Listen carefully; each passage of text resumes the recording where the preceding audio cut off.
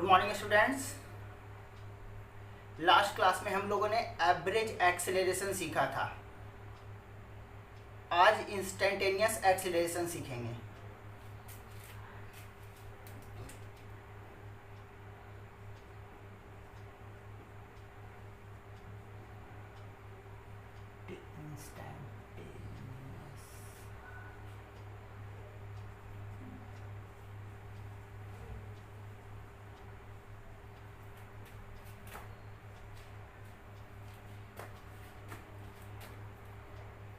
जिस तरह से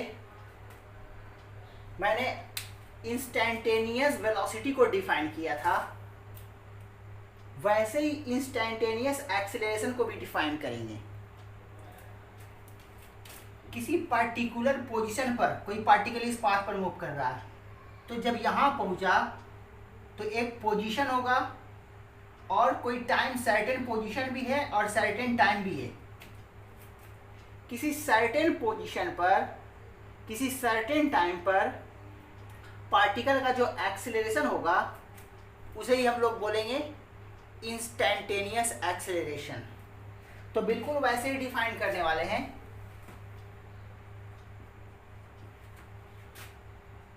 the acceleration of a body moving on a path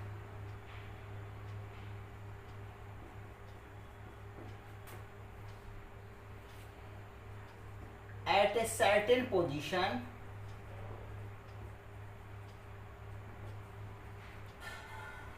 and at a particular time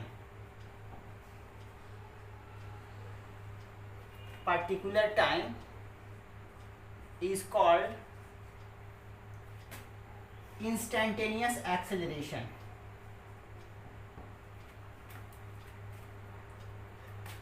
अब instantaneous acceleration find कैसे करेंगे?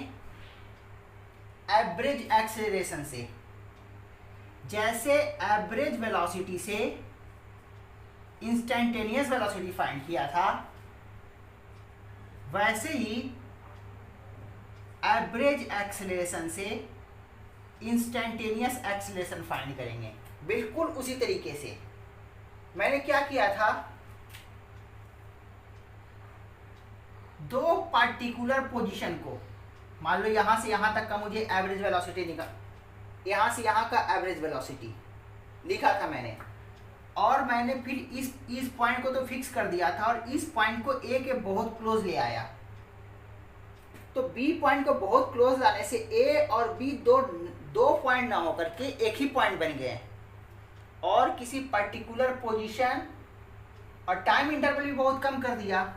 तो यहाँ पर का टाइम टी, यहाँ पर का टी प्लस डेल्टा टी, या फिर ऐसे भी बोल सकते हो कि इसको T1 बोल रहा हूँ, इसको T2, तो T2 माइनस T1 को ही डेल्टा टी, मतलब यहाँ से यहाँ के time interval delta T.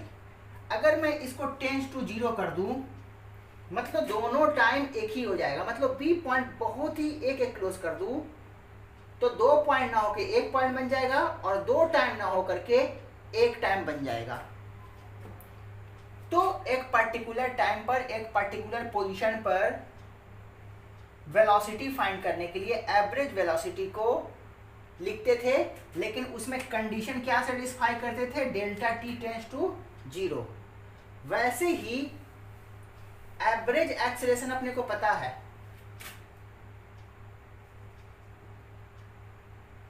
Average acceleration कैसे लिखते हैं हम लोग? v2 minus v1 upon t2 minus t1। इसको फाइनल इनिशियल भी बोल सकते हैं, लेकिन यहाँ वेक्टर साथ में हो तो इसी को change in velocity upon time interval. अब मैं इसी टाइम इंटरवल को बहुत छोटा कर दूंगा। अगर इसी टाइम इंटरवल को बहुत छोटा कर दूंगा तो एवरेज एक्सेलरेशन ना होकर के इंस्टेंटेनियस एक्सेलरेशन बन जाएगा। तो मैं वही करने जा रहा हूं। इंस्टेंटेनियस एक्सेलरेशन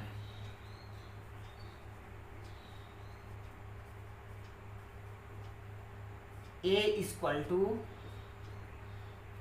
कैसे बनाएंगे इंस्टेंटेनियस, एवरेज एक्सेलरेशन में कंडीशन सेटिस्फाई करेंगे, limit delta t tends to zero, मतलब टाइम इंटरवल वेरी स्मॉल है, इसको पढ़ते हैं limit delta t tends to zero, मतलब टाइम इंटरवल को मैंने बहुत छोटा कर दिया तो दो अलग अलग टाइम ना खो करके एक पर्टिकुलर टाइम बन जाएगा।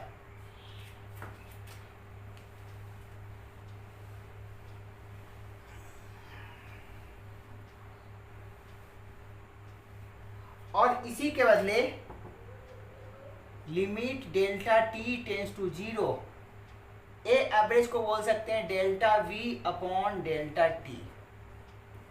इस पूरे क्वांटिटी को हम लोग लिखते हैं d v upon D t, instantaneous acceleration.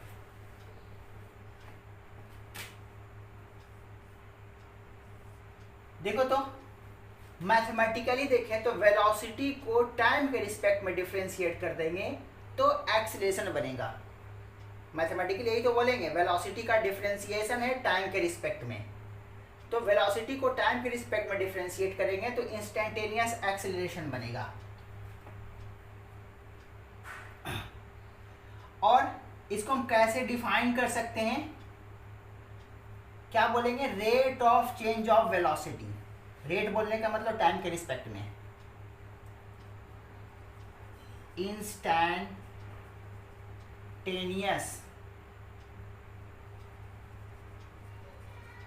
acceleration is defined as rate of change of velocity। velocity का rate of change acceleration होता है।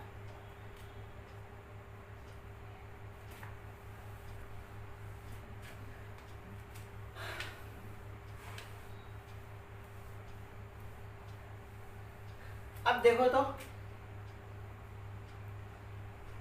एक्सेलरेशन अभी क्या लिखा था मैंने, dv अपॉन dt।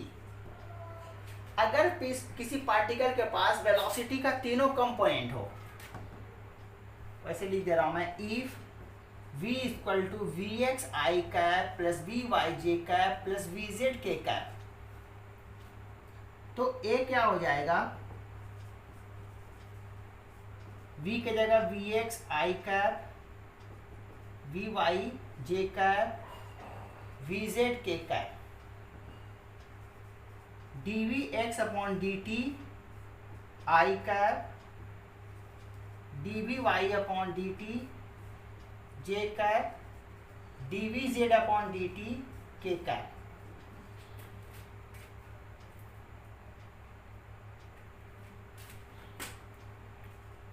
ये एक्सीलरेशन, तो ये सारे भी एक्सीलरेशन। अब समझ में आ रहा होगा इसको क्या बोलेंगे, ये एक्सीलरेशन का एक्स कंपोनेंट, एक्सीलरेशन का वाई कंपोनेंट, एक्सीलरेशन का जेड कंपोनेंट।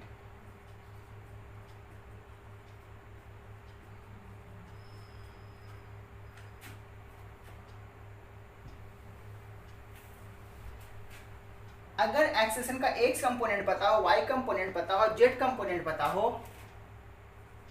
तो इस वेक्टर से रिलेटेड अपने को जो पूछेगा वो बता सकते हैं। अगर मुझे पूछे कि एक्सीलरेशन का मैग्नीट्यूड कितना होगा, तो ए एक्स स्क्वायर प्लस ए वाई स्क्वायर प्लस ए जेड स्क्वायर का अंडर रूट। लेकिन अपने को तीनों कंपोनेंट एक्सीलरेशन का पता होना चाहिए।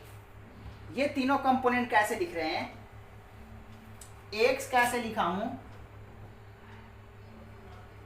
D we x upon D t, d we Y upon D t, d V Z upon D t. X velocity को टाइम के रिस्पेक्ट में डिफरेंशिएट करेंगे एक्स एक्सेलरेशन, वाई वेलोसिटी को टाइम के रिस्पेक्ट में डिफरेंशिएट करेंगे वाई एक्सेलरेशन, जेड वेलोसिटी को time के रिस्पेक्ट में डिफरेंशिएट करेंगे जेड एक्सेलरेशन। अब मैं शुरू से देख रहा हूं, पोजीशन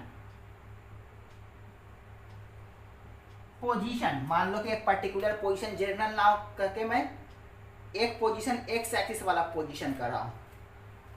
पोजीशन को डिफरेंशिएट करेंगे तो मुझे मिलेगा, डिफरेंशिएशन करेंगे तो मुझे मिलेगा वेलोसिटी,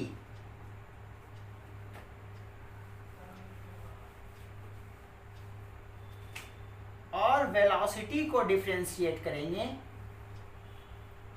वेलोसिटी जिसको बोल सकते हैं dx अपॉन dt, और इसको डिफरेंशिएट करेंगे v इक्वल टू लिख देता हूं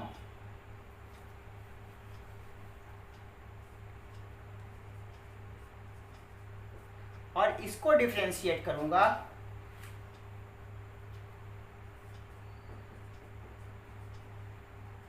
वेलोसिटी को डिफरेंशिएट करूंगा तो मिलेगा अपने को एक्सेलरेशन, एक्सेलरेशन यानी कि a equal to dv upon dt। तो अपने को पोजीशन टाइम पर डिपेंडेंट दे दे, x as a function of time दे, किसी तरह से दे सकता है, सिर्फ टाइम पर डिपेंडेंट, मान लो ऐसे दे दे 2t square plus 3t plus 4, इसको डिफरेंशिएट करेंगे तो वेलोसिटी मिलेगा, और जो वेलोसिटी आया है फिर से उसको डिफरेंशिएट कर देंगे तो एक्सीलरेशन मिल जाएगा अपने को। एक चीज देखना, याद करो मैंने dx अपॉन dt को vx बोला था, लेकिन यहां मैंने v लिख दिया। जब पार्टिकल 2 डायरेक्शन में हो या 3 डायरेक्शन में हो तो x डायरेक्शन के वेलोसिटी को हम लोग vx और y डायरेक्शन के वेलोसिटी को vy बोलेंगे, तब हम बताएंगे कि x वेलोसिटी लिख रहे हैं या y वेलोसिटी। लेकिन जब एक ही वेलोसिटी हो तो मुझे ये बताने की जरूरत नहीं कि x वेलोसिटी लिख रहे हैं। तो जब वेलोसिटी 2 डायमेंशन हो या 3 डायमेंशनल मोशन हो, जब मोशन 2 डायमेंशन हो या 3 डायमेंशन हो तो तुम x वेलोसिटी y वेलोसिटी बताओ। लेकिन जब मोशन 1 डायमेंशन हो, एक ही डायरेक्शन में हो, तो वहां पर बताने की जरूरत नहीं कि x वेलोसिटी लिख रहे हैं हम लोग, तो वो हम डायरेक्ट लिखेंगे dx अपॉन dt को v, और ये पता है कि v x डायरेक्शन का है तो ये x डायरेक्शन का ही एक्सीलरेशन होगा, y z में तो मोशन चेंज कर नहीं रहा, इसलिए हम लोग सबस्क्रिप्ट नहीं लगाएंगे कि x लिख रहे हैं कि y लिख रहे हैं। जब एक ही डायरेक्शन में मोशन हो तो सबस्क्रिप्ट लगाने की जरूरत नहीं है, लेकिन जब मोशन 2 डायमेंशन हो, 3 डायमेंशन हो तो बताओ कि एक्सीलरेशन किस डायरेक्शन में लिख रहे हो या वेलोसिटी किस डायरेक्शन में लिख रहे हो, ये बात क्लियर होनी चाहिए। इसीलिए मैंने यहाँ पर dx अपॉन dt को vx नहीं लिखा, क्योंकि मैं मान के चल रहा हूँ कि एक ही मोशन है। अगर दोनों मोशन, अगर 2 डायमेंशन मोशन होते, मान लो y पोजीशन भी दे देता, जैसे पार्टिकल का x पोजीशन दिया वैसे ही पार्टिकल का y पोजीशन भी टाइम के साथ दे देता, z पोजीशन भी दे देता, तो मैं x वेलोसिटी के तरह इसको फिर x वेलोसिटी कहता, और dy अपॉन dt को y वेलोसिटी कहता, dz अपॉन dt को z वेलोसिटी कहता। वैसे ही इसके डिफरेंशिएशन को बोलता टाइम के रिस्पेक्ट में x एक्सेलरेशन, इसके डिफरेंशिएशन को टाइम के रिस्पेक्ट में y एक्सेलरेशन, और टाइम के रिस्पेक्ट में इसका डिफरेंशिएशन को z एक्सेलरेशन। तो ये बातें ध्यान रखनी है कि 1 डायमेंशन मोशन हो तो सबस्क्रिप्ट लगाने की जरूरत नहीं है अपने को। तो इस तरह से मैं पोजीशन को डिफरेंशिएट करूंगा वेलोसिटी, वेलोसिटी को डिफरेंशिएट करूंगा एक्सीलरेशन। अब याद करो, जब मैं मैथमेटिक्स में डिफरेंशिएशन सिखा रहा था तो वहां पर मैंने ऐसा एक क्वेश्चन दिया था, 1-2 क्वेश्चन, जहां पर मैंने पोजीशन दिया, पोजीशन को डिफरेंशिएट करके वेलोसिटी फाइंड करवाया था, वेलोसिटी को डिफरेंशिएट करके एक्सीलरेशन फाइंड करवाया था, और फिर ऐसे भी मैंने क्वेश्चन कर दिया था, याद करना, जहाँ कहीं पर डिफरेंशिएशन नहीं दिया होगा तो यहाँ बोल दिया होगा कि dx अपॉन dt को, जब dx अपॉन dt 0 है उस वक्त का डबल डिफरेंशिएशन। अच्छा, इसको मैं ऐसे भी बोल सकता हूँ, देखो तो, एक्सेलरेशन को a equal to dv upon dt, और v के जगह मैं क्या लिख सकता हूं, dx upon dt, d upon dt, और v के जगह dx अपॉन dt। इसको बोलते हैं x का 2 बार डिफरेंशिएशन। x का डिफरेंशिएशन और जो डिफरेंशिएशन आया उसको फर्दर डिफरेंशिएट किया टाइम के रिस्पेक्ट में, इसको बोलते हैं double differentiation, d2x upon dt square. तो x को 2 बार डिफरेंशिएट करेंगे टाइम के रिस्पेक्ट में तो एक्सीलरेशन मिलेगा। एक बार डिफरेंशिएट करेंगे वेलोसिटी, दूसरा बार डिफरेंशिएट करेंगे एक्सेलरेशन। तो ऐसा मैंने क्वेश्चन दिया था। एक क्वेश्चन तो मैंने ये बोला भी था कि dx अपॉन dt को वेलोसिटी बोलेंगे, dv अपॉन dt को एक्सेलरेशन बोलेंगे। और एक दो क्वेश्चन मैंने ऐसे भी दिया था कि direct x dx upon dt और d2x अपॉन dt स्क्वायर, इसके टर्म में दिया था क्वेश्चन। और मैंने बोला था x दिया था, बोला था जब dx अपॉन dt 0 हो उस वक्त का d2x अपॉन dt स्क्वायर क्या होगा। और एक क्वेश्चन ऐसा भी मैंने दिया था कि जब d2x अपॉन dt स्क्वायर 0 होगा उस वक्त dx अपॉन dt क्या होगा। अब तुम समझो कि जहां पर मैंने ये क्वेश्चन दिया था दरअसल dx अपॉन dt वेलोसिटी था और d2x upon dt square acceleration था। तो मैं dx अपॉन dt ना करके वेलोसिटी कह सकता था और उसी क्वेश्चन में d2x अपॉन dt स्क्वायर को एक्सेलरेशन टर्म यूज कर सकता था। तो देख लो ऐसा क्वेश्चन तो मैं पहले ही करवा चुका हूं, फिर भी तुम उस डीपीपी का तुम फिर से ये वाला क्वेश्चन कर लेना। और जहां जहां पर मैंने इसको बोला था dx अपॉन dt तुम समझना उसको वेलोसिटी, और जहां पर d2x अपॉन dt स्क्वायर बोला था उसको समझना एक्सीलरेशन। और फर्दर उस क्वेश्चन को 2-3 क्वेश्चन मैंने दिए थे ऐसे डीपीपी में, उसको सॉल्व कर लेना। एक क्वेश्चन में तो मैंने वेलोसिटी एक्सेलरेशन बोला भी था, तो दोबारा से वो क्वेश्चन कराना जरूरी नहीं है, पहले से मैं करवा चुका हूं। आगे से भी ध्यान रहे कि कभी पोजीशन दे दे, और पोजीशन दे के हो सकता है कि तुम्हें बोले कि जब वेलोसिटी 0 है उस वक्त का एक्सेलरेशन बताओ, या जब एक्सेलरेशन 0 है उस वक्त का वेलोसिटी बताओ। एक बार डिफरेंशिएट करोगे वेलोसिटी, जो वेलोसिटी आया है टाइम के टर्म में उसको फर्दर डिफरेंशिएट करोगे एक्सेलरेशन। एक्सेलरेशन 0 उस वक्त वेलोसिटी, तो जो एक्सेलरेशन आया है डिफरेंशिएट करके उसको 0 कर दो, उससे तुम्हें टाइम मिल जाएगा, उसी टाइम को वेलोसिटी में रख दो तो क्या मिल जाएगा, वेलोसिटी जब एक्सेलरेशन 0 है।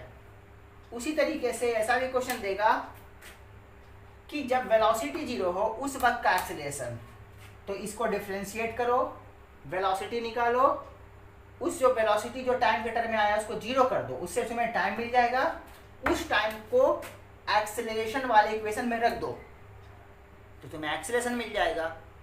तो ये क्वेश्चन तो मैंने पहले करवा चुका हूं, तो इससे मैं क्वेश्चन नहीं करता।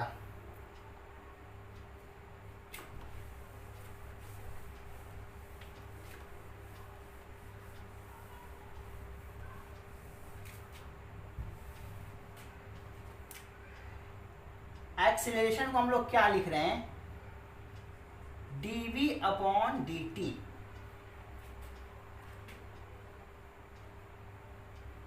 जब वेलोसिटी टाइम पर डिपेंड करे तो वेलोसिटी को टाइम के रिस्पेक्ट में डिफरेंशिएट करके, वेलोसिटी फंक्शन हो टाइम का, तो उस वेलोसिटी को टाइम के रिस्पेक्ट में डिफरेंशिएट करके एक्सेलरेशन फाइंड कर देंगे।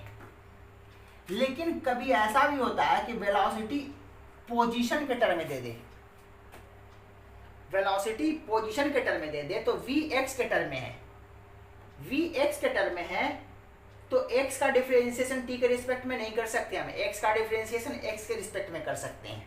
मान लो एक सिंपल सा equation v equal to 2x square, ऐसा दे दे तुमसे एक्सेलरेशन पूछे, कैसे फाइंड करेंगे इसको। अगर टाइम के टर्म में होता वेलोसिटी तो मैं बहुत आसानी से फाइंड कर लेता।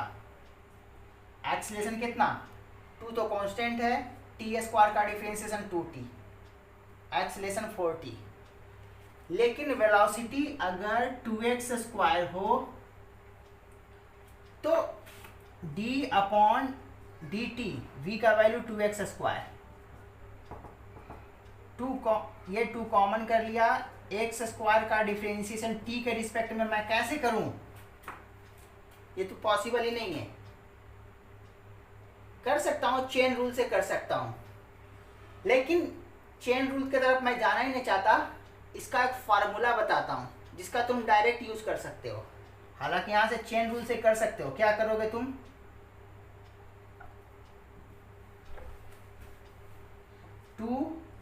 x² का डिफरेंशिएशन x के रिस्पेक्ट में, और मैंने अपने मन से ये लिखा है तो dx अपॉन dt, देखो ये वेलोसिटी बन जाएगा, और इसका वैल्यू कितना हो जाएगा? 2x² का डिफरेंशिएशन x के रिस्पेक्ट में 2x, और ये बन जाएगा dx upon dt v, 4vx। v कितना था? 2x², v का वैल्यू रख दो 2x², तो हो जाएगा 8x³। तो इस तरह से कर सकते हैं हम, लेकिन हम मैथमेटिकली नहीं जाना चाहते हैं। इसी में फार्मूला को इस तरह से मैं रीअरेंज कर दूंगा कि तुम डायरेक्ट एक्सीलरेशन फाइंड कर लोगे। कैसे, वो मैं सिखा रहा हूं। a = dv अपॉन dt है। मैं क्या करता हूं, dx से मल्टीप्लाई डिवाइड कर देता हूं। इससे क्या बन जाएगा? ये क्वांटिटी वेलोसिटी, और ये क्वांटिटी, इसको क्या बोल रहा हूं मैं? वेलोसिटी का x के टर्म में डिफरेंस, x के रिस्पेक्ट में डिफरेंशिएशन। तो जब वेलोसिटी टाइम के फंक्शन में हो तो तुम एक्सीलरेशन ऐसे लिखो,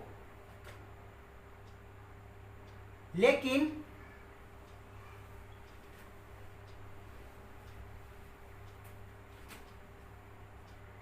जब वेलोसिटी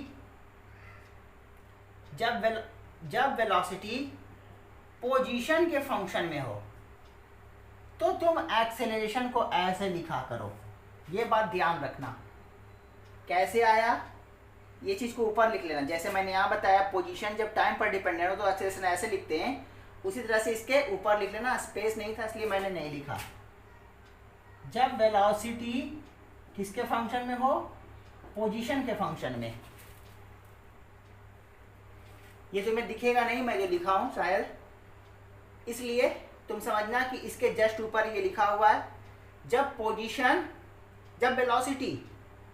जब वेलोसिटी पोजीशन के फंक्शन में हो तो एक्सेलरेशन को हम लोग इस फॉर्मेट में लिखा करेंगे। ये बात ध्यान रखना। अब देखो कितना आसानी से जो मैंने चेन रूल किया था उसको कितना आसानी से करता हूं। a = 2x², v था v = 2x²। तो एक्सीलरेशन कैसे फाइंड करेंगे? तो पोजीशन के टर्म में रहे तो एक्सीलरेशन को हम लोग कैसे लिखेंगे? v dv upon dx। v तो 2x², और x के रिस्पेक्ट में v का डिफरेंशिएशन, v कितना है? 2x²। 2 कांस्टेंट है, बाहर लाएंगे, 4x² पहले से था। x² का डिफरेंशिएशन x के रिस्पेक्ट में 2x। आंसर कितना आएगा? 8x³। यही तो अभी लाया था कुछ देर पहले।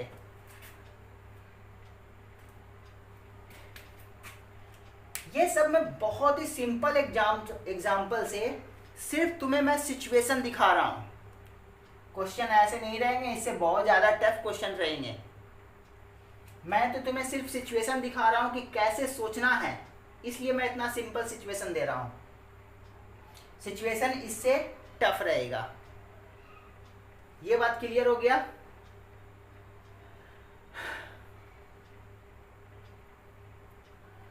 तो इस टाइप के क्वेश्चन अगर दे तो इस तरह से सोचना है तुम्हें। अब मैं आगे बढ़ रहा हूं। अब हम लोग को पढ़ना है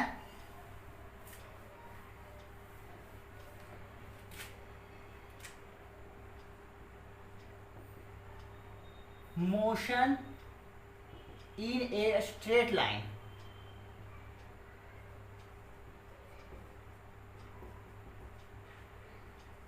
with uniform acceleration। यहां पर टर्म ये यूनिफॉर्म एक्सेलेरेशन देख कर रहे हैं कि यूज, ये तुम्हें अभी पता चल जाएगा। अच्छा, फिर से मैं थोड़ा सा प्रीवियस कॉन्सेप्ट को रिकॉल करवाता हूं। एक्स को डिफरेंशिएट करेंगे तो वेलोसिटी को डिफरेंशिएट करेंगे तो एक्सेलरेशन, ये तो तुम जानते हो। अब उल्टा चलो, एक्सेलरेशन दे दे और तब वेलोसिटी पूछे तो कैसे फाइंड करोगे? तो इधर डिफरेंशिएशन और इधर से वापस चलेंगे तो इंटीग्रेशन। एक्सेलरेशन को इंटीग्रेट करेंगे तो वेलोसिटी, और वेलोसिटी को इंटीग्रेट करेंगे तो पोजीशन। तो इधर से इधर जाने के लिए डिफरेंशिएशन और इधर से वापस इधर आने के लिए इंटीग्रेशन। इसमें जो हम लोग क्या फाइंड करते हैं, equation of motion.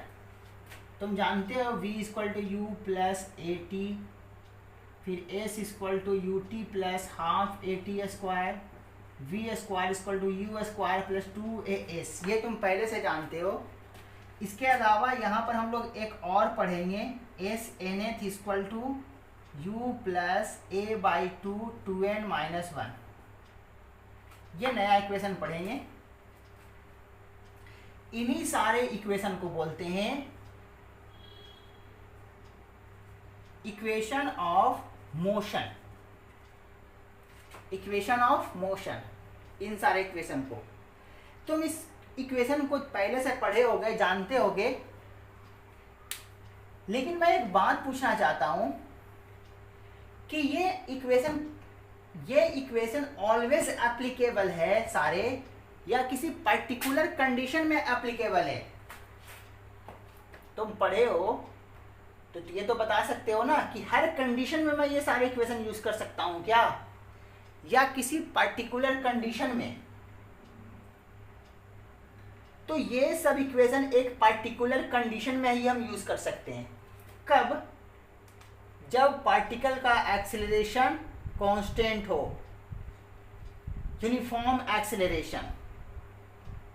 Uniform acceleration का मतलब एक्सेलरेशन कांस्टेंट, कांस्टेंट का मतलब कोई फिक्स वैल्यू, 2 मीटर/सेकंड², 4 मीटर/सेकंड², ना कि वो टाइम या पोजीशन। ये तो दिख रहा है कांस्टेंट, मान लो ऐसे दे दो 2t मीटर/सेकंड², तो ये एक्सेलरेशन टाइम पर डिपेंडेंट है, तो एक्सेलरेशन वेरिएबल। तो वेरिएबल एक्सेलरेशन के साथ ये सारे इक्वेशन वैलिड नहीं है। ये इक्वेशन कब वैलिड है? जब एक्सेलरेशन कांस्टेंट हो, कोई फिक्स वैल्यू हो, 2 हो, 4 हो, कुछ भी हो, फिक्स वैल्यू होने चाहिए, तभी ये सारे इक्वेशन हम लोग यूज करते हैं। तो ये सब equation under which condition applicable है? जब एक्सेलरेशन यूनिफॉर्म हो। यूनिफॉर्म का मतलब कांस्टेंट।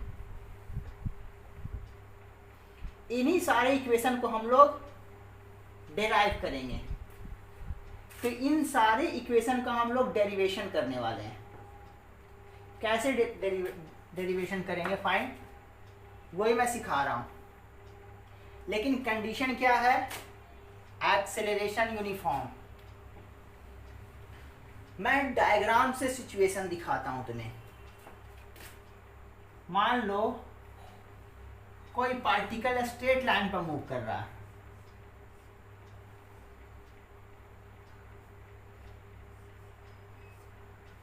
किसी टाइम t पर, t = 0 पर, मान लो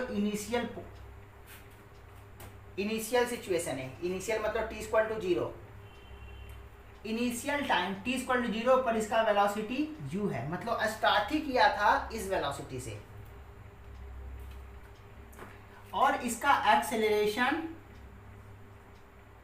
कांस्टेंट है किसी टाइम t पर इस पार्टिकल का वेलोसिटी v हो जाता है। पोजीशन की बात करें तो t इक्वल टू 0 पर x equal to x1 position पर था। मान लो x एक्सिस में मूव कर रहा है और किसी टाइम t पर उसका position x equal to h2।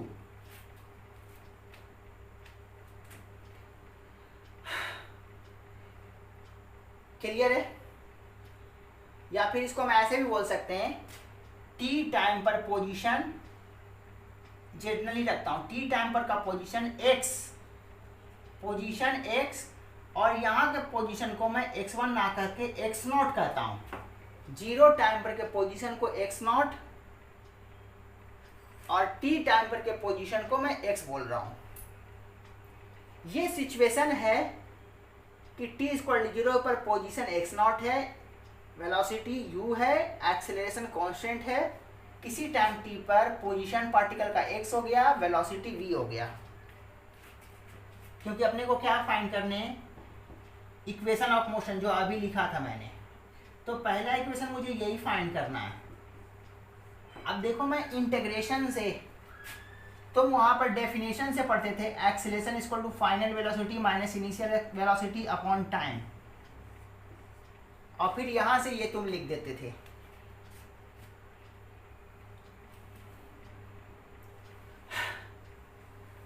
लेकिन ये इक्वेशन देखो तो final velocity minus initial velocity upon time interval, ये टाइम इंटरवल तो ही है 0 से t, तो ये एवरेज एक्सेलरेशन हुआ, ये एवरेज एक्सेलरेशन हुआ। लेकिन तुम वहां पर इसको क्या पढ़ते थे, इंस्टेंटेनियस एक्सेलरेशन। तो ये इंस्टेंटेनियस एक्सेलरेशन भी है और एवरेज एक्सेलरेशन भी है। क्योंकि ऐसा इसलिए ये सही है क्योंकि हम लोग मान के चल रहे हैं कि पार्टिकल का एक्सेलरेशन कांस्टेंट था। अगर एक्सेलरेशन कांस्टेंट हो तो एवरेज वैल्यू और इंस्टेंटेनियस वैल्यू दोनों सेम होते हैं, ये पहले भी मैं बता चुका हूं। तो एक्सेलरेशन कांस्टेंट इसलिए इसको एवरेज समझो या इंस्टेंटेनियस समझो, सेम ही वैल्यू मिलेगा। अब मैं यहां जो डेरिवेशन करूंगा वो स्टैंडर्ड मेथड इंटीग्रेशन। और देखो तो एक्सेलरेशन से मुझे वेलोसिटी लिखना है तो जाहिर है इंटीग्रेट करके ही आएगा। अभी मैंने दिखाया था एक्सेलरेशन से वेलोसिटी लाने के लिए इंटीग्रेट करना पड़ेगा अपने को, तो वही काम मैं करने जा रहा हूं इंटीग्रेशन मेथड से। तो a इक्वल टू हम लोग जानते हैं dv अपॉन dt, ये हम लोगों ने पढ़ रखा है। हम अपने को रिलेशन यही चाहिए, मतलब velocity time, velocity final velocity, initial velocity किसी टाइम पर, फाइनल वेलोसिटी, एक्सेलरेशन और टाइम। अब देखो तो मैं क्या करता हूं, क्रॉस मल्टीप्लाई कर देता हूं। अब ध्यान देना, यहां से तुम्हें इंटीग्रेशन करना भी सीखना है, क्योंकि आगे क्वेश्चन जो आएंगे ये तो बहुत सिंपल सा काम करने जा रहे हैं हम लोग, आगे बहुत ही कॉम्प्लिकेटेड क्वेश्चंस भी आते हैं। तो तुम्हें इंटीग्रेशन बनाना यहीं से सीख जाओ कि कैसे इंटीग्रेशन बनाते हैं। क्रॉस मल्टीप्लाई कर लिया ये, अब मैं दोनों साइड इंटीग्रेट कर दूंगा क्योंकि मुझे अपने को v चाहिए, और v कैसे आएगा, इसको इंटीग्रेट करूंगा तभी तो। तुम जानते हो कि dv का इंटीग्रेशन v होता है, तो मैं v कैसे लाऊंगा, इंटीग्रेट करके तो लाऊंगा। यानी मैं क्या लिखूं इसके बाद, इंटीग्रेटिंग बोथ साइड्स। तो दोनों साइड में इंटीग्रेट करूंगा तो क्या सिचुएशन बनेगा, dv equal to a dt। ये इंटीग्रेशन तो मैं ऐसे लगाना चाहिए था, लेकिन मैं ऐसे ना लिख करके ऐसे कर देता हूं। अब तुम सोचो कि क्यों मैंने ऐसा किया। ऐसा इसलिए किया क्योंकि एक्सीलरेशन मेरा कांस्टेंट था। एक स्टेप मैं बढ़ा कर लिख देता हूं। एक्सीलरेशन तो मेरा कांस्टेंट है, तो मैं कांस्टेंट को बाहर ले आता हूं।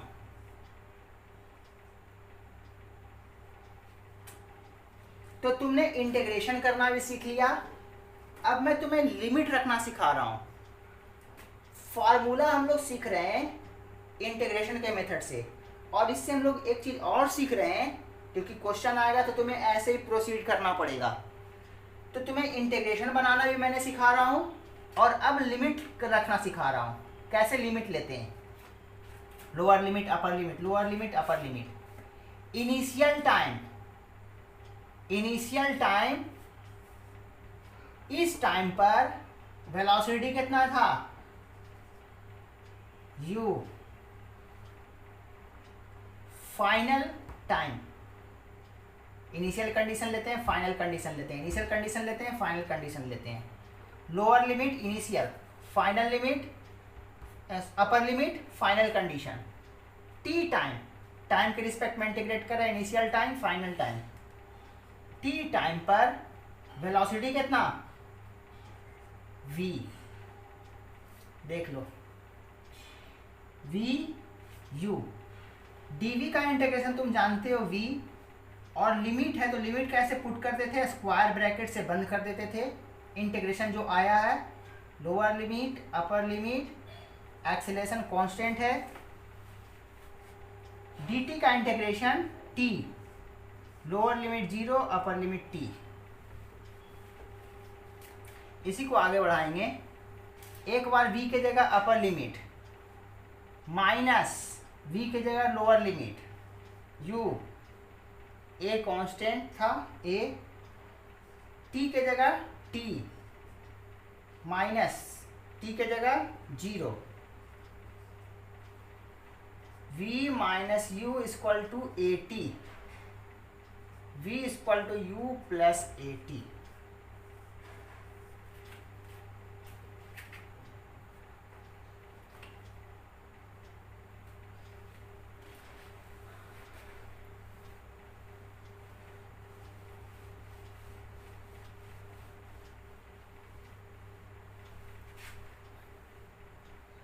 तो तुम्हारा फर्स्ट इक्वेशन ऑफ मोशन मैंने फाइंड कर दिया। क्लियर है? अब यहां पर ये बहुत लोगों को समझ में नहीं आता। मेरे पास 4 अननोन है, final velocity, initial velocity, acceleration, time. कोई भी 3 क्वांटिटी देकर के चौथे को मैं पूछ सकता हूं। तो इससे कितने तरीके के क्वेश्चन बन सकते हैं?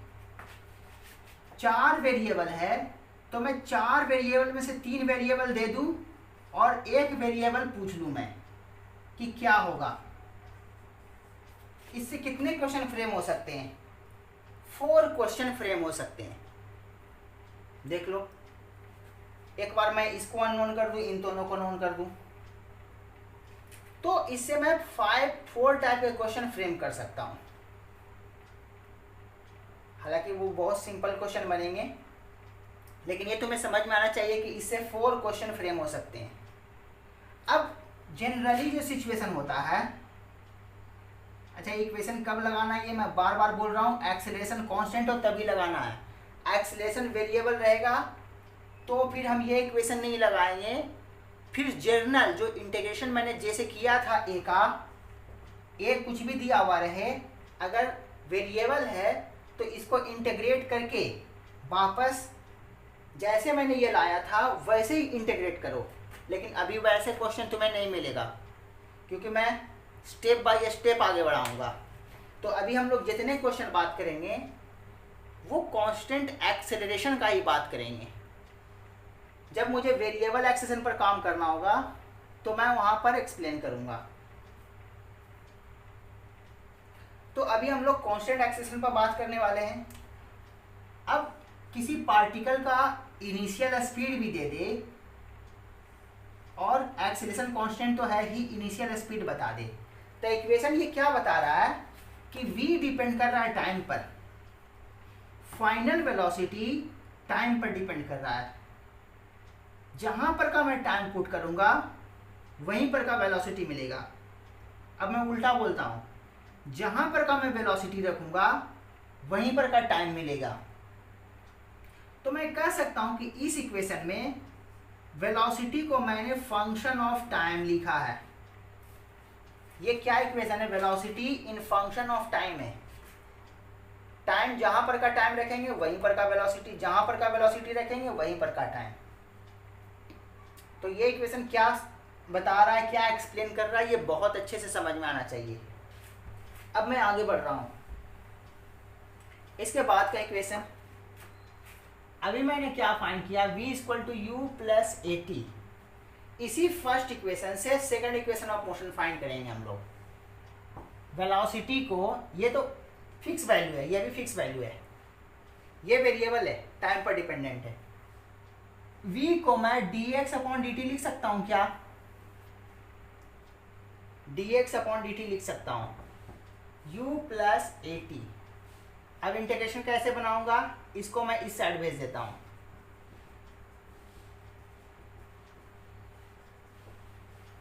इसको मैं कैसे लिख सकता हूं, u dt plus a t d t d x. अब मुझे क्या चाहिए, s equal to u t plus half a t square, यही तुम पढ़े हो। अब दिखाता हूं कि तुम जो पढ़े हो उसमें कितना ये तुम समझते हो इक्वेशन को। ये तुम देखना कि तुम कितना अच्छे से इस चीज को समझते हो, क्योंकि यहाँ पर बिल्कुल डिफरेंटली एक्सप्लेन होने वाला है इक्वेशन। अब x फाइंड करना आपने को, तो मैं क्या करता हूँ, दोनों साइड इंटीग्रेट कर देता हूँ। इस बार लिख नहीं रहा, अगला स्टेप में अगर मुझे लिखना होता तो इंटीग्रेटिंग बोथ साइड्स, और फिर ये वाला स्टेप लिखता मैं। फिर से dx, एक स्टेप आगे बढ़ा रहा हूं, u तो कांस्टेंट है, बाहर कर लिया, a कांस्टेंट है, बाहर कर लिया, t dt का इंटीग्रेशन। देखो तो इनिशियल टाइम क्या था, 0। उस टाइम पर पार्टिकल के पोजीशन को मैंने x नॉट बोला था, याद करो। t इक्वल टू 0 पर पार्टिकल के पोजीशन को x नॉट, t टाइम पर पार्टिकल का पोजीशन x लिखा था मैंने। dx का इंटीग्रेशन क्या, dx का integration x, lower limit x not, upper limit x, u, dt का इंटीग्रेशन, dt का इंटीग्रेशन t,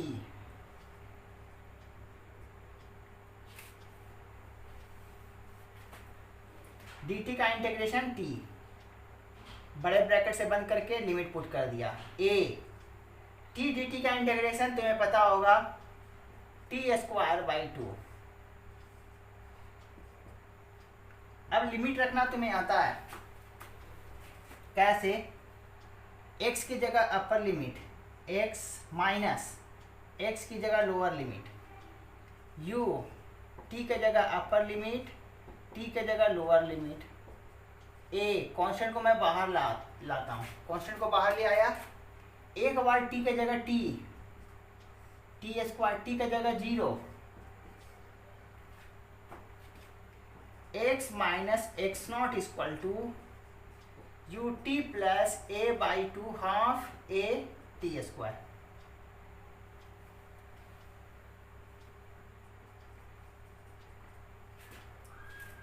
वहां क्या पढ़ रहे थे, s equal to u t plus half b t square. मेरा इक्वेशन ऐसा आया, पार्टिकल एक्स नॉट पोजिशन पर था, एक्स पोजिशन पर चला गया तो कितना डिस्टेंस चला, final position minus initial position, x minus x not, यही डिस्टेंस ट्रेवल्ड है। तो ये चीज जो मैंने फाइंड किया है ये डिस्टेंस ही है, और डिस्टेंस भी नहीं है, एक्चुअली में डिस्प्लेसमेंट है। Final position minus initial position is displacement. Final position याद करो, final position minus initial position is equal to displacement. ये जनरल न होकर के एक्स डायरेक्शन का पोजीशन है। Final position minus initial position is equal to displacement, लेकिन motion straight line में है इसलिए डिस्टेंस और डिस्प्लेसमेंट सेम हो रहा है, इसलिए इसको हम लोग डिस्टेंस भी बोल देते हैं। लेकिन है क्या ये? डिस्प्लेसमेंट है। लेकिन अगर मैं इसको डिस्टेंस भी बोलूं तो भी चलेगा, क्योंकि ये स्ट्रेट लाइन का मोशन है। हेडिंग सीखा था हम लोगों ने, motion in a straight line. तो डिस्प्लेसमेंट कहो या डिस्टेंस कहो, क्लियर हो गया बात? इसीलिए इसको हम लोग एस लिख रहे थे। अब इसको डिस्टेंस समझो या डिस्प्लेसमेंट समझो, तो डिस्टेंस डिस्प्लेसमेंट दोनों समझ सकते हो। तो फिर इसको हम इस फॉर्मेट में लिख सकते हैं। अब यहां से इस इक्वेशन को मैं दूसरे फॉर्मेट में भी लिखना चाहता हूं। वापस यहां तुम पहुंच गए, इस इक्वेशन के बाद ये लिख करके अब फिर से ये इक्वेशन उठाओ, ये इक्वेशन तुम फिर से लिखो। अब मैं इसको क्या लिख सकता हूं? X not plus you t plus half a t square. ये जो लिखा हूं मैं, ये क्या है?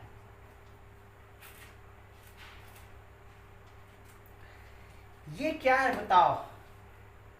ये टी टाइम पर का पोजीशन है। टी टाइम का पोजीशन ही तो है ये एक्स। इसको मैं ऊपर करके लिख रहा हूं, नीचे स्पेस नहीं है। Position of particle at time T.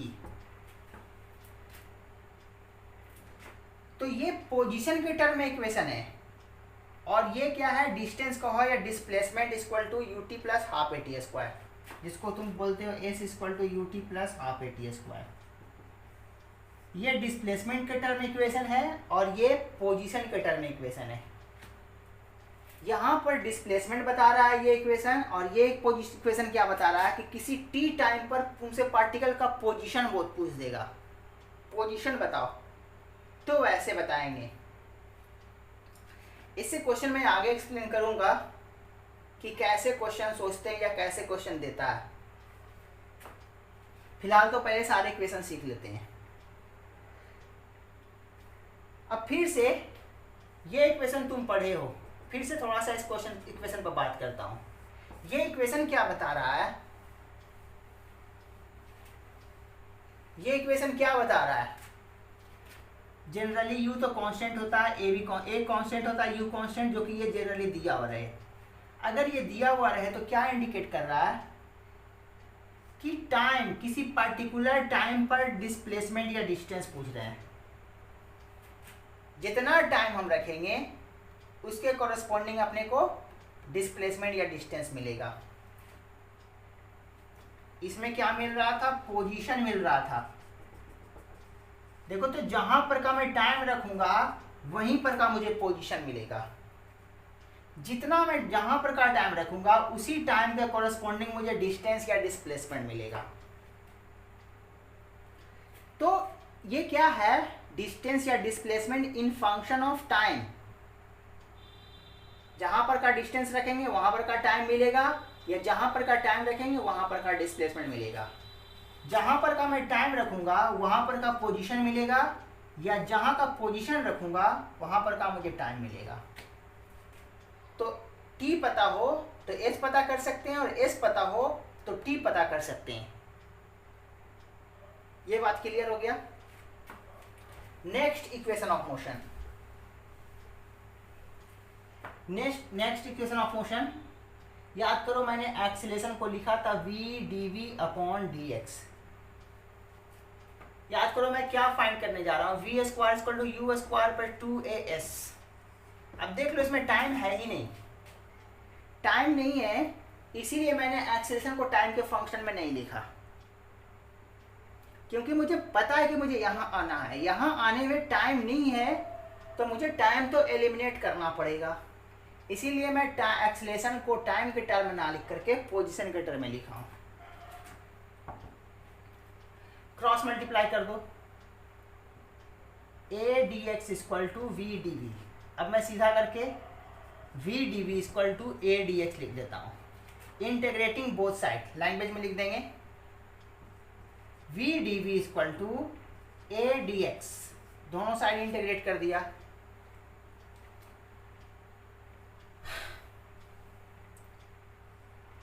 अब सारा सिचुएशन डायग्राम तुम्हें पता है, जब पार्टिकल का पोजीशन x था, इनिशियल सिचुएशन पार्टिकल का पोजीशन x0 था, उस वक्त पार्टिकल का वेलोसिटी u था। जब पार्टिकल का पोजीशन x हुआ, क्योंकि x के रिस्पेक्ट में इंटीग्रेट कर रहे हैं, उस वक्त पार्टिकल का वेलोसिटी v था। देख लो, इंटीग्रेशन भी बनाना सिखा रहा हूं, लिमिट भी रखना सिखा रहा हूं।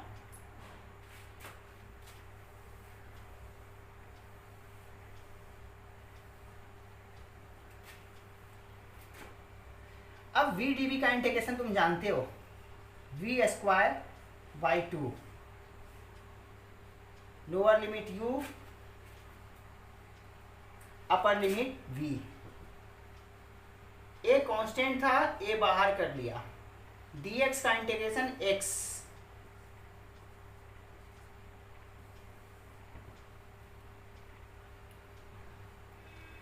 वन बाई टू, कॉन्स्टेंट को बाहर कर लिया, एक बार v के जगह v रखेंगे तो v स्क्वायर ही लिमिट पुट कर रहा हूं, माइनस एक बार v के जगह u रखेंगे, a तो कांस्टेंट था, एक बार x के जगह x रखेंगे, एक बार x के जगह x0 रखेंगे।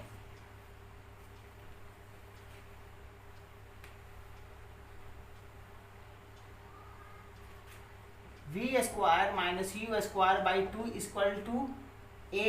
इसी को ये देखो, तो मैंने final position minus initial position को डिस्टेंस बोलो या डिस्प्लेसमेंट बोलो, s, v square minus e square equal to 2as।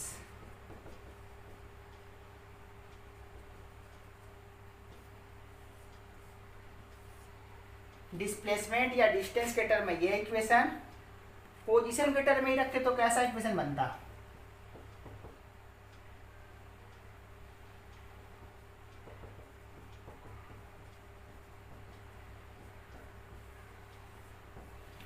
Position के टर्म में ये इक्वेशन, डिस्टेंस या डिस्प्लेसमेंट के टर्म में ये इक्वेशन। 3 इक्वेशन मैंने फाइंड कर लिया, 2 पहले फाइंड किया, 3rd इक्वेशन। अब मैं 4th इक्वेशन फाइंड करके दिखाता हूं।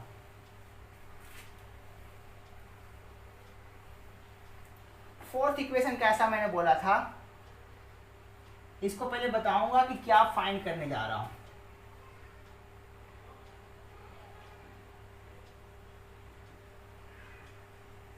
Displacement in nth second.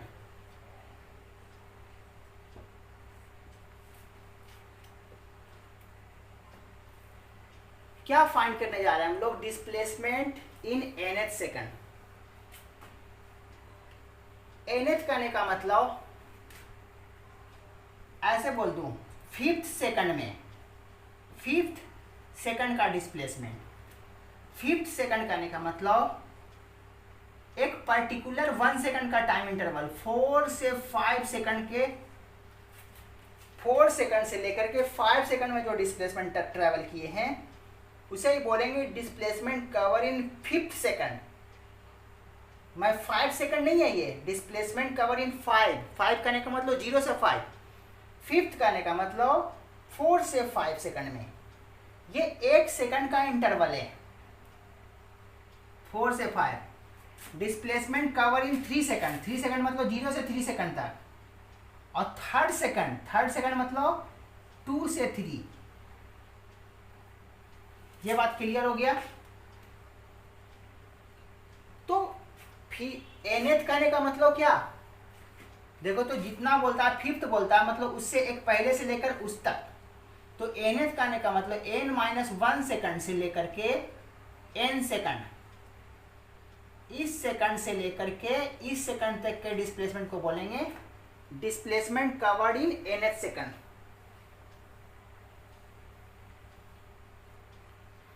अब मैं इसको कैसे लिखूंगा, इसका सिचुएशन मैं दिखाता हूं तुम्हें। फिर से t इक्वल टू 0 पर initial velocity u, acceleration a जो कि कांस्टेंट है, किसी time t equal to n-1 second, n-1 second पर पोजीशन xn-1,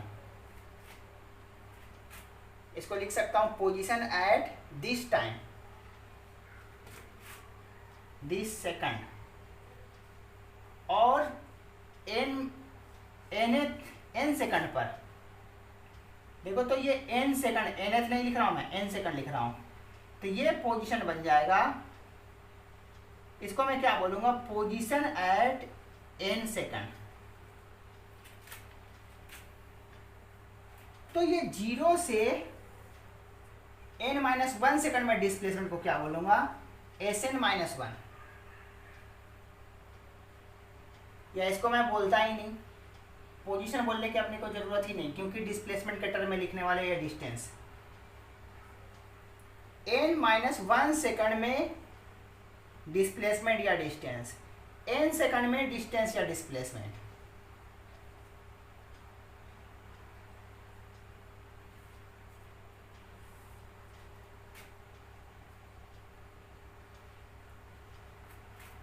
तो n-1 सेकंड में डिस्प्लेसमेंट को Sn-1 कर रहे हैं, और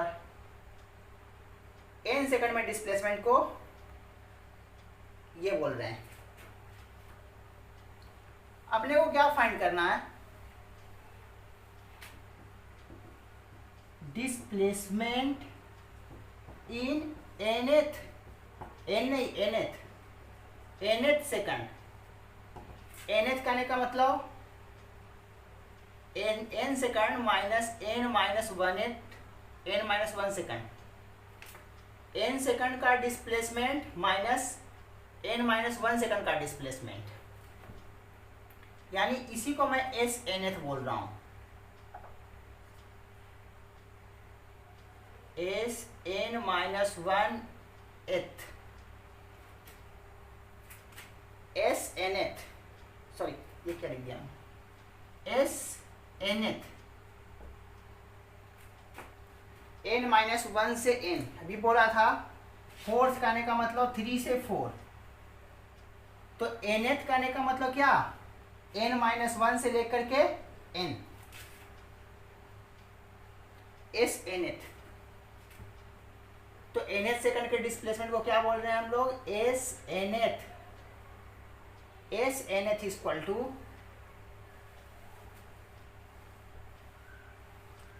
Sn-1।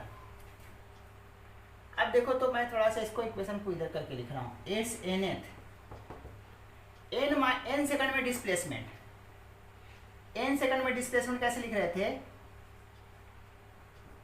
ut plus half a t square, n second में, t के जगह n,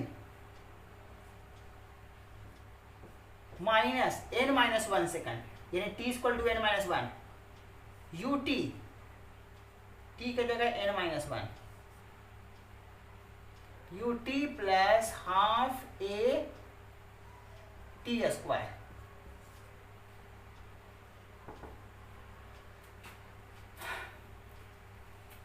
अब ध्यान देना, un और माइनस साइन के साथ un कैंसिल हो जाएगा, माइनस u और माइनस माइनस ये प्लस, प्लस हाफ ए मैं कॉमन कर लेता हूँ, हाफ ए कॉमन करूँगा तो इससे n स्क्वायर और इससे माइनस n-1 का whole square, u plus a by 2, इसको मैं कैसे लिख सकता हूँ, a plus b a minus b, a plus b करूँगा तो 2n-1, a माइनस बी करूँगा 1 बन जाएगा। फाइनली ये क्या बना,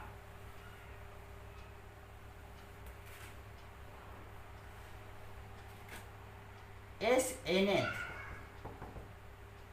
u plus a by 2n-1 ये एस एन बना। ये तुम्हारा फोर्थ इक्वेशन। बाकी का थर्ड इक्वेशन क्या था? V square equal to u square plus 2as s equal to u t plus half a t square, v equal to u plus a T.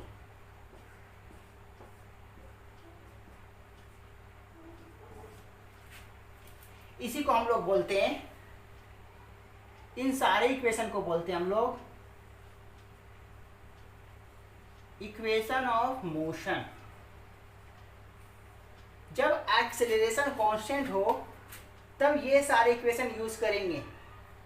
अब जिससे related question पूछेगा उससे related हम formula apply करेंगे। तुम 9th में इससे related बहुत सारे क्वेश्चन सॉल्व किए होगे, तो अपने तरीके से एक बार प्रैक्टिस इसके रिलेटेड जितने तुम्हारे पास क्वेश्चन हैं वो तो प्रैक्टिस कर ही लेना। प्लस मैं जो प्रोवाइड करूँगा तुम्हें क्वेश्चंस, उसके भी क्वेश्चन सॉल्व करने हैं।